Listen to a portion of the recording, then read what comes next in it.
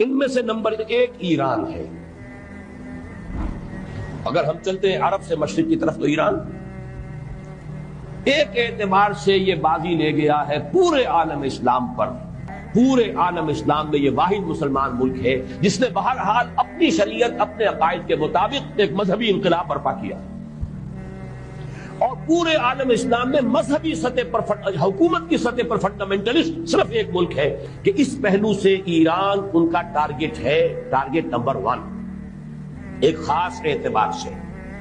Target number 1 ایک دوسرے اعتبار سے ہم ہیں، وہ میں بعد میں عرض کروں گا. چونکہ حکومت کی سطح پر فنڈامنٹلزم ہے اور وہ آیا ہے ایک عوامی انقلاب کے نتیجے میں، پھر ان کے پاس تیل کی دولت ہے، اس کے خلاف اکنامک سینکشنز بھی ہو جائیں تو اگر لیبیا کھڑا ہو سکتا ہے تو بہرحال وہ بھی کھڑا ہو سکتا ہے.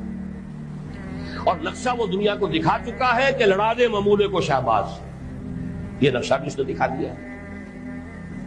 یہ ہے ایران کا معاملہ. نمبر 2 پاکستان. پاکستان 400 برس کی تجدیدی مساعی کا امین ہے، امانت دار. پورے ہندوستان میں مجدد الفسانی رحمت اللہ علیہ، شاہ ولی اللہ دہلوی رحمت اللہ علیہ، سید احمد بریلوی رحمت اللہ علیہ اور ان کا جہاد، پھر اس 20ویں صدی عیسوی میں یا 14ویں صدی ہجری میں علامہ اقبال جیسا مفکر، مولانا مودودی جیسا مصنف، مولانا الیاس جیسا مبلغ، شیخ الہند جیسا مجاہد حریت. پورے عالم اسلام میں ان کا پیرلل کوئی موجود نہیں.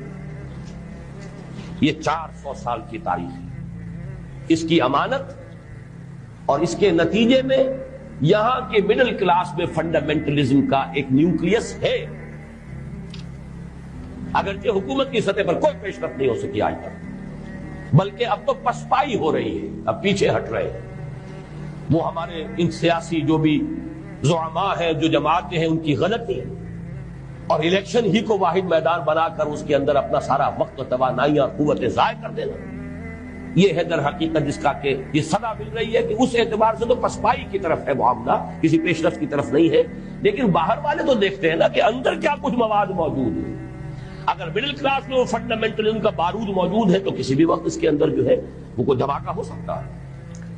دوسری بات جو ان کے لیے ایک اعتبار سے ٹارگٹ نمبر 1 ہمیں بنا رہی ہے وہ ہمارا ایٹمک نو ہاؤ ہے. پورے عالم اسلام میں اور کسی کے پاس نہیں. اسلامی بم اگر بنے گا تو یہی بنے گا.